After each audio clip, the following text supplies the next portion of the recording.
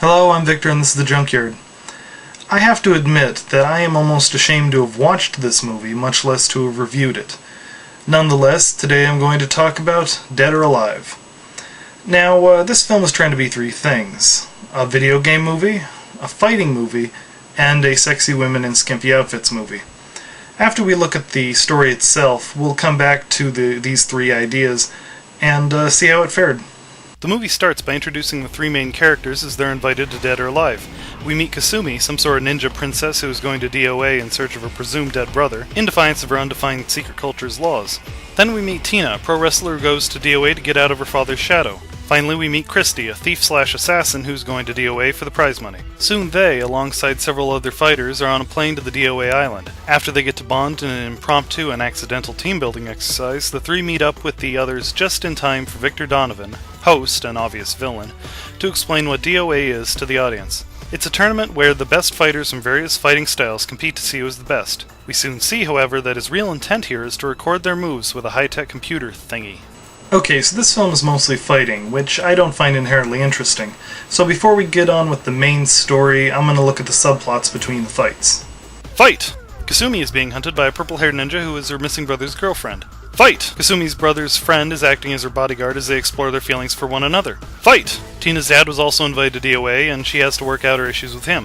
Fight! Tina's dad has to come to terms with what he believes to be his daughter's homosexuality, but is in fact just a dumb running gag. Fight! Narcissistic show-off Zach wants to get in Tina's pants, Tina wants to kick Zach in his. Fight! Christy and her perpetually smug boyfriend-slash-backstabber Max search for Donovan's safe, where the prize money and more is being kept. Fight! Bikini volleyball! Fight! Weatherby, Donovan's tech guy and mostly unwitting partner in crime, tries to win the love of Helena, daughter of the DOA's benevolent co-founder. Fight! Yeah, I think that's it. Anyway, back to the main plot. The tournament is down to Kasumi, Tina, Christy, and the guy, who I forgot to mention is supposed to be Ryu Hayabusa. No, I don't buy it. Whatever. Ninja Gaiden here goes off looking for Kasumi's brother, but gets captured. Cass, Tina, and Chris go off searching for him and get captured. Meanwhile, Weatherby goes to Elena to explain what he's figured out about Donovan and her father's murder, and they resolve to stop this devious plan. Speaking of which, it's time for Donovan to reveal said plan to our protagonists, who he's got trapped in high-tech pods or something. Turns out they all got injected with nanobots who are recording their muscle movements during all the fighting, and now that he's got the four best fighters, Donovan downloads the information into a pair of glasses that allow him to copy all their moves, effectively making him an unbeatable fighter. Then he brings out Kasumi's brother and beats him up as a demonstration to the shady characters he's trying to sell the glasses to. Okay, let's take a look at this before we proceed. As you can see, these glasses make me an unbeatable fighter. Now, how many would you like? Why would I want any? Well, you could use it to make an army of super soldiers. Wow, so it makes you bulletproof? Well, no, but you could disarm someone at close range. Who shoots at close range? And what if my enemies are using nerve gas? That doesn't seem very useful. Hey, can I interrupt? No, did you really need to trap us like this? You could have just said you needed to test us for drugs or augmentations. We'd have believed it. Yeah, we're not that smart. Seems to me like you made this whole thing a lot more complicated and illegal than it needs to be. Look, Also, how is information you got from a female body going to be useful to you anyway? I think there would be subtle differences in how we fight, since I have to fight around my boobs and you have to fight around your dangling. That's not how it works, okay? And why does every mad scientist villain have to be named Victor? I've known plenty of Victors who've never tried to take over the world. You stay out of this. Anyway, why are they glasses? Shouldn't they be goggles, or at least have one of those strings around the back? I mean, what if they fall off? Look, everybody shut up. I'm invincible, my plan is perfect, my name is fine, and the glasses are not going to fall off. Oh noes! Yeah.